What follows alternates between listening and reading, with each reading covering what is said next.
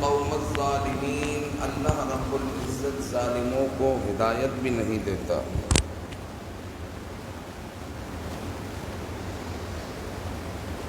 اور فرماتا ہے ان بطش ربک لشدید، کہ بے شک اللہ رب العزت کی پکڑ بہت شدید ہے۔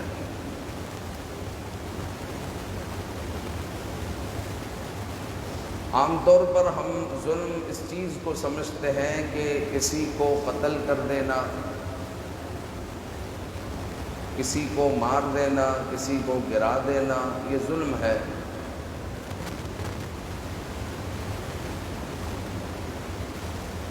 باقی جو ظلم کرتے ہیں بعض اوقات اس کی طرف توجہ ہی نہیں ہوتی۔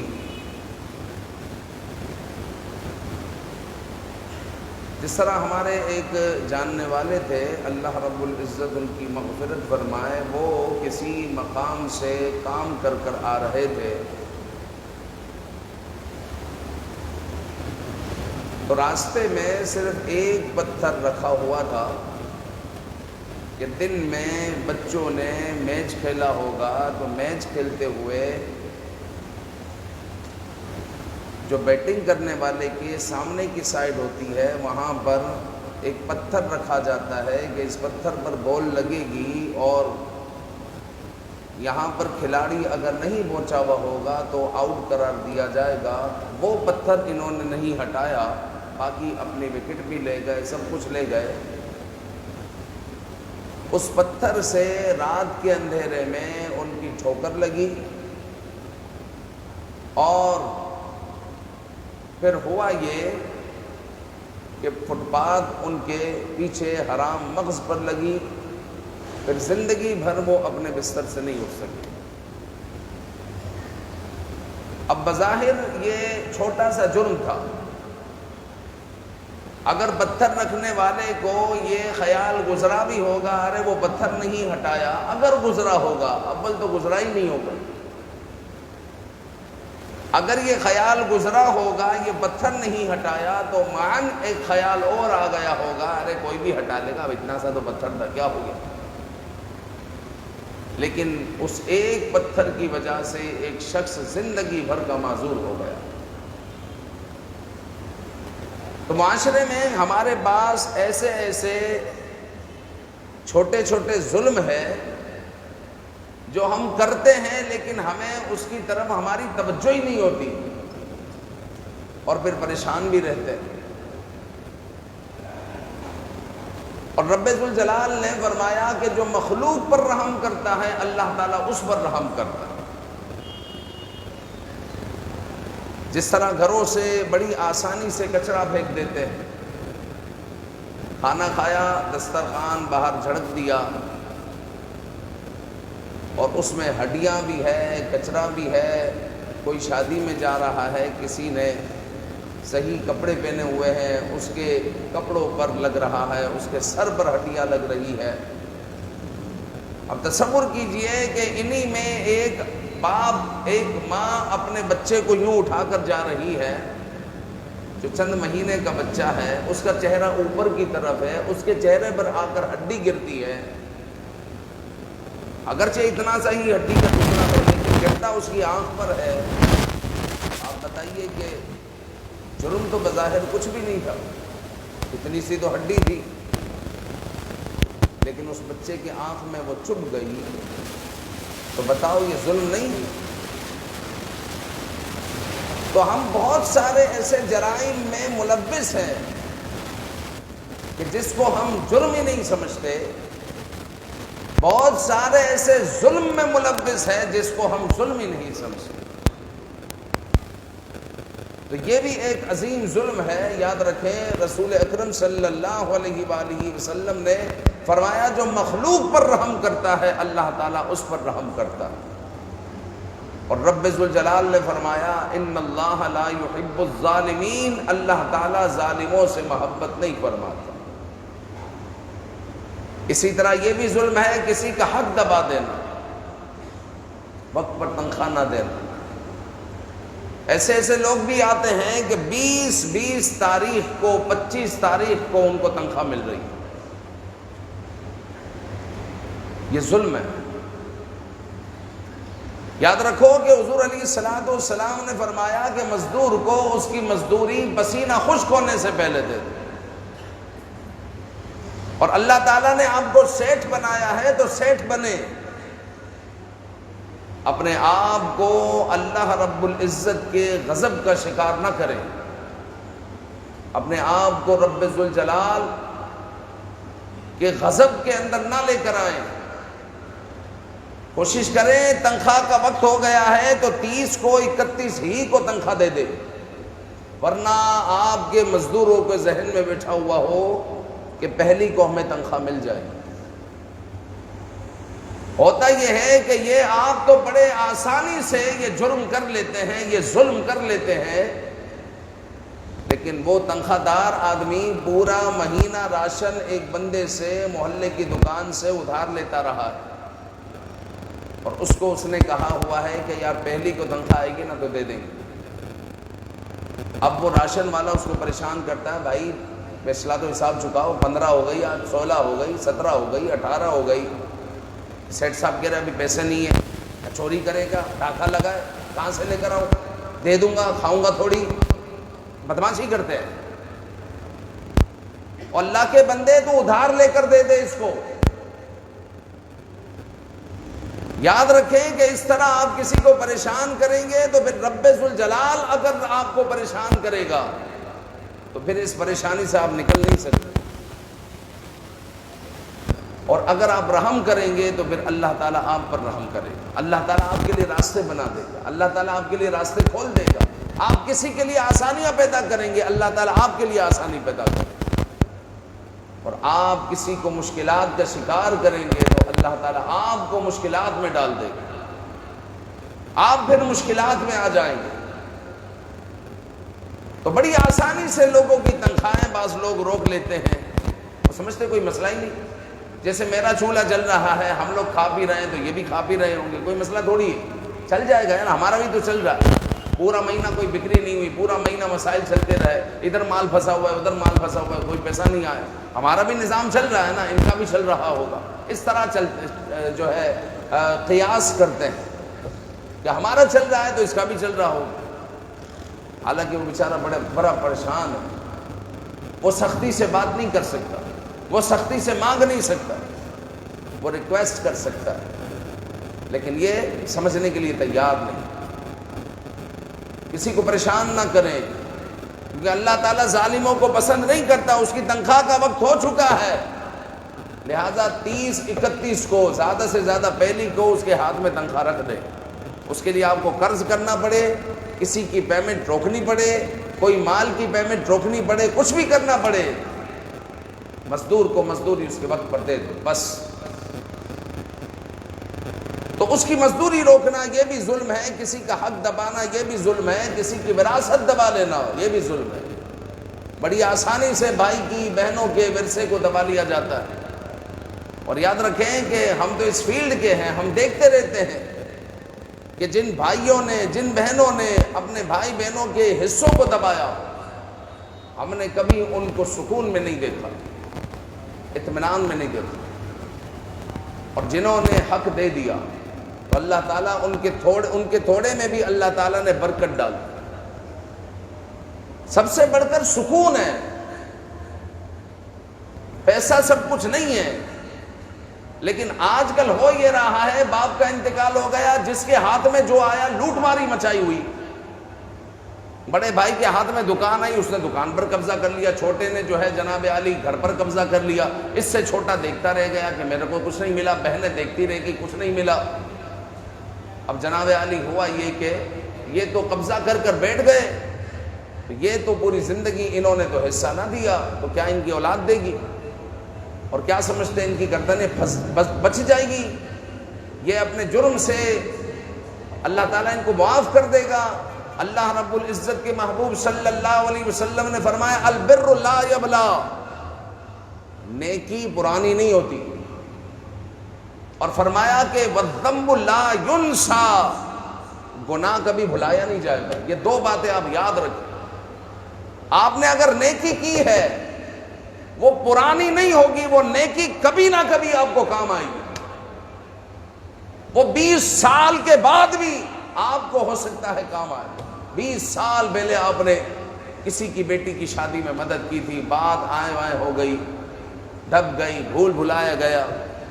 20 سال کے بعد آپ جب کسی پریشانی میں تھے تو اللہ رب العزت نے اسی نیکی کی وجہ سے آپ کو اس پریشانی سے نکال دیا.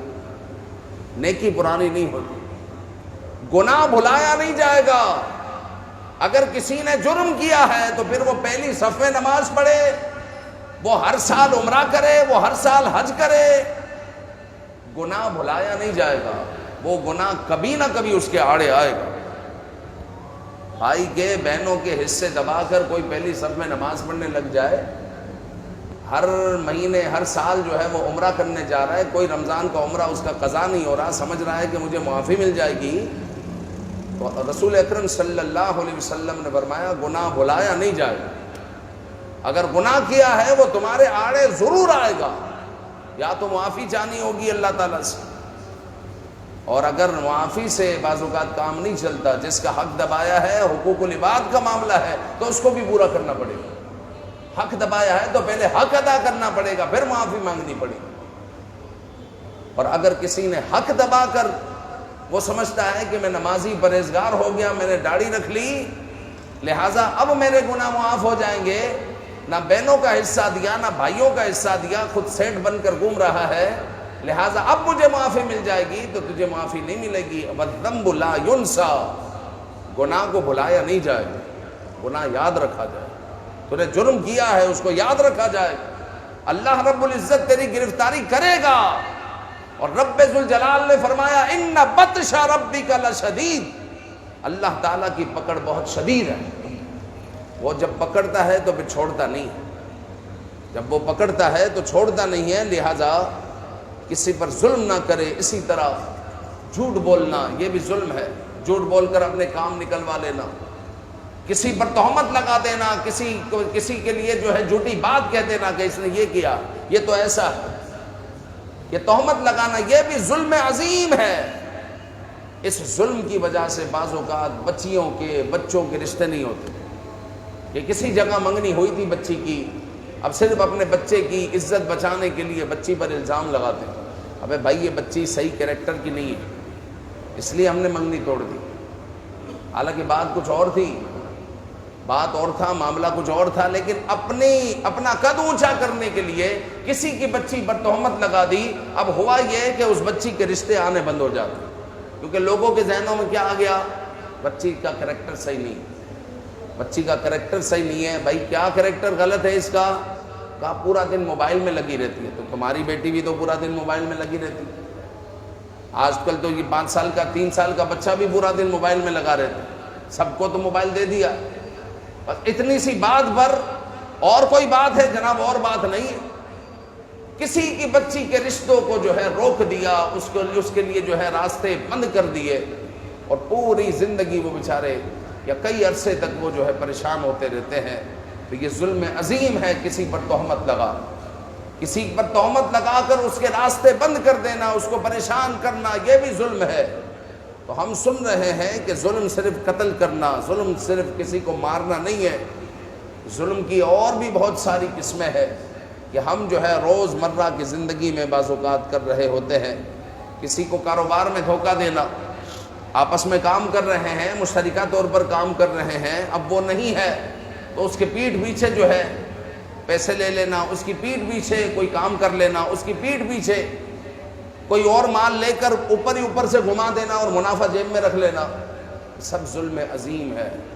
یہ سب ظلم عظیم ہے کہ کسی کو دھوکہ دینا. اسی طرح حضور نے فرمایا جو دھوکہ دے وہ ہم میں سے نہیں ہے، من غش فلیس منا، جو دھوکہ دے وہ ہم میں سے نہیں ہے. لیکن آج کل آپ دیکھیں کسی آپ کیلے والے کو، فروٹ والے کو آپ کہہ دیں کہ جناب یار 2 کلو بھر دیں، اور آپ اپنی کار میں، آپ اپنی گاڑی میں بیٹھے ہوئے ہیں، وہ بھر رہا ہے. اللہ ماشاء اللہ اچھے لوگ بھی ہیں، گھر پر جا کے دیکھے تو نرم کیلے بھی ڈالے ہوئے ہیں. یعنی ان پر صرف آپ چھوڑیں تو آپ دیکھیں کہ نرم کیلے بھی ڈالے ہوئے ہیں. یہ اوور آل بات کر رہے ہیں ہم، صرف فروٹ والے کی بات نہیں کر رہے. آپ کسی لکڑی والے کو دیکھ لیں، کپڑے والے کو دیکھ لیں، اگر ان پر چھوڑا جائے تو وہ کہتا ہے اب تو موقع ہے. یہ 4-8 کیلے جو نرم کیلے وہ بھی بیچ میں ڈال دو تاکہ یہ بھی اچھے داموں میں نکل جائے. یعنی بعض لوگ موقع ڈھونڈتے ہیں اور پھر ساری زندگی پریشان رہتے ہیں. کہ ظلم ہے نا یہ. ایک بندہ آپ سے فریش مال لے رہا ہے, فریش مال کے پیسے وہ دے رہا ہے, پھر آپ اس میں وہ مال ڈال رہے ہیں جس کو وہ پسند نہیں کرتا. اس نے آپ کو اس مال کے پیسے نہیں دیے, اچھے مال کے پیسے دیے ہیں, لیکن آپ اگر بیچ میں وہ مال بھی ڈال دیتے ہیں تو یہ دھوکہ نہیں ہے تو کیا, یہ ظلم نہیں ہے تو کیا ہے, یہ ظلم عظیم ہے.